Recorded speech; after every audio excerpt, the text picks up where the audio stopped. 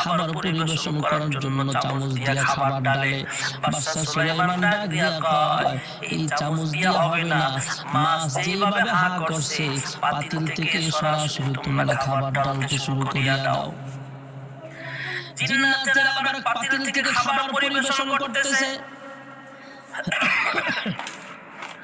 হযরতে বাদশা সুলাইমান পয়গম্বর আলাইহিস সালাতু ওয়াস সালাম যতগুলো খাবার রান্না করেছিলেন, যতগুলো পাতিলা খাবার রান্না ছিল, সব খাবারগুলো সেখানে দেওয়া হলো।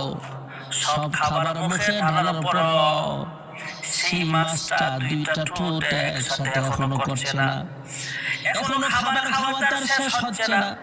মাছ ডাক দিয়া কয়, হে বাদশা সুলাইমান, আরো খাবার কোথায়, আরো খাবার কোথায়? মাছ যখন এই কথাগুলো বলতেছেন, হে বাদশা সুলাইমান আরো খাবার দাও। বাদশা সুলাইমান ডাক দিয়া কয়, হে মাছ, এখন কি তোমার পেট ভরে নাই? তোমার তৃপ্তি সহকারে মেহমানদারি গ্রহণ করা কি এখনো হয় নাই?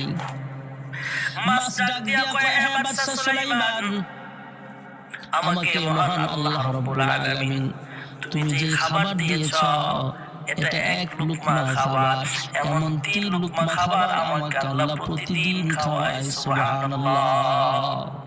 বাদশা সুলাইমান পয়গম্বর আলাইহিস সালাতু ওয়াস সালাম বিশাল বড় রাজত্বের মালিক আমার আল্লাহ বানিয়েছেন।